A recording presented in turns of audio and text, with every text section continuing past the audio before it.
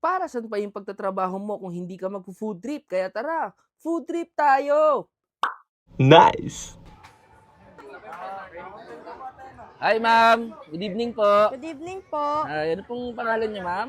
Cassie Bartolome po. Si Ma'am Cassie Bartolome. Ma'am, ano yung mga tinitinda niyo dito? Chichaw po, calamares, isaw po, saka pugo. Pugo, no? Magkano naman dito sa mga ganito? 20 po, ito po 8, 20, 10. Uy, 8-8, no?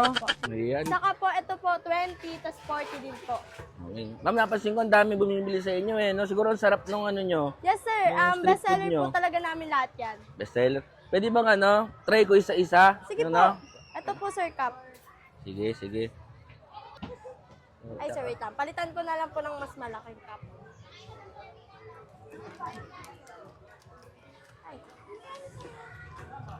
Kayo po yung owner, ma'am? Hindi po, si tita po. Tita po. Mami po siya ng best friend ko po. Ano pa ba ng best friend mo?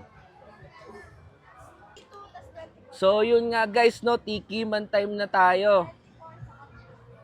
Tama natin yung dito sa, yung chichaw sa Norlands Chichaw. No? Yun, diba? Kasi nakita ko kanina, ang daming bumibili dito guys eh. Tama natin ha.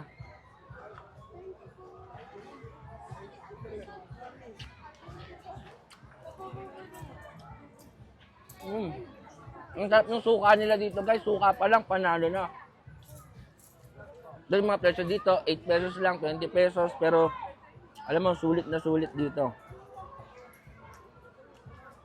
Kumain naman natin yung calamares nila. Ma'am, magkano yung calamares? 20 pesos po sir. Guys, 20 pesos lang to yung calamares. Kumain natin ha.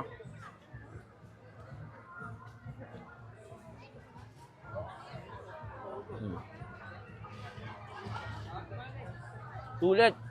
Ang laki yung calamares nila for 20 pesos lang. Siyempre, hindi mawawala yung paborito ko, yung kwek-kwek.